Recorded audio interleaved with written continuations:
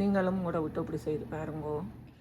ஊத்தப்பம் செய்கிறதுக்கு உளுந்து ஒரு அரை கப் உளுந்தும் 1 கப் அரிசி இந்தியம் வச்சு ஊற வச்சுருக்கிறேன். இது ஒரு 5-6 ஹவர்ஸ் ஊறிட்டுது. இப்போ அதோட கொஞ்சமாக அவல் கழுவி வச்ச அவல் போடுறேன். உங்களோட நீங்கள் எடுக்கிற அளவுக்கு ஏற்றது தான் தேவை. மற்ற கொஞ்சம் தேங்காய், நீங்கள் இந்த தேங்காய் போடாமலும் விடலாம். தேங்காய் போட்டு அந்த டேஸ்ட் நல்லா இருக்கும். குக் பண்ணின ரைஸ் நீங்கள் எடுக்கிற அளவுக்கு தான் எல்லாமே எடுக்கிறது. உளுந்து அரிசின்ற அளவுக்கு தான் இதை போடுறது. கொஞ்சம் போட்டால் காணும். இதை போட்டு நான் நல்லா பேஸ்ட்டாக அரைச்சிட்டு உங்களுக்கு காட்டுறேன். கொஞ்சமாக உப்பும் இதோட போடுறேன். எல்லாமே போட்டு மிக்ஸ் பண்ணிவிட்டு ஒரு மிக்க அரைக்க போகிறேன்.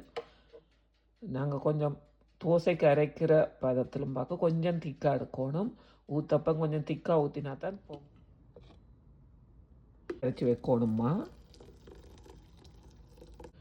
5-6 ஹவர்ஸ் ஆகுது. புளிக்க வேணும்.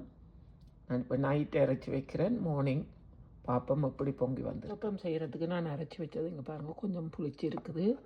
எங்களுக்கு இங்கே குளிரண்டபடியாக பெருசாக புளிக்காது. ஆனால் இது ஓகே, நான் ட்ரை பண்ணி பார்க்க போகிறேன். அதுக்கு கொஞ்சமாக நல்லெண்ணெய் விடுறேன். நல்லெண்ணெய் இந்த எங்களோட கோல்டு வெதருக்கு பொடியை கொஞ்சம் மோமாக வச்சுருக்கும். இல்லையோ நீங்கள் நெய் கூட விடலாம். வெங்காயத்துக்கு லேசாக உப்பும் பிளாக் பெப்பரும் போட்டேன். நான் போட்டால் அந்த டேஸ்ட் கொஞ்சம் நல்லா இருக்கும். இல்லையாண்டா பிளேனாக இருக்கும். பிரட்டி சுடுறது இல்லை. எண்ணெய் விட்டு அந்த வெங்காயமும் அதில் இந்த பொரிஞ்ச மாதிரி வரும்.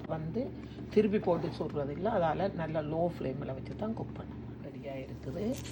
பிரட்டி போட்ட சட்னியும் செய்திருக்கிறேன். ஒரு ஊத்தப்பம் ரெடியாக இருக்குது. நீங்களும் இப்படி கூட வீட்டில் செய்து பாருங்கோ. இங்கே கனடாவில் குளிருக்கு லேசில் புளிக்காது. இது ஓரளவுக்கு புளிச்சு வந்துருக்குது. நல்லா சூப்பராக வந்துருக்குது. இங்கே பாருங்க, தோசையும் ரெடியாக இருக்குது.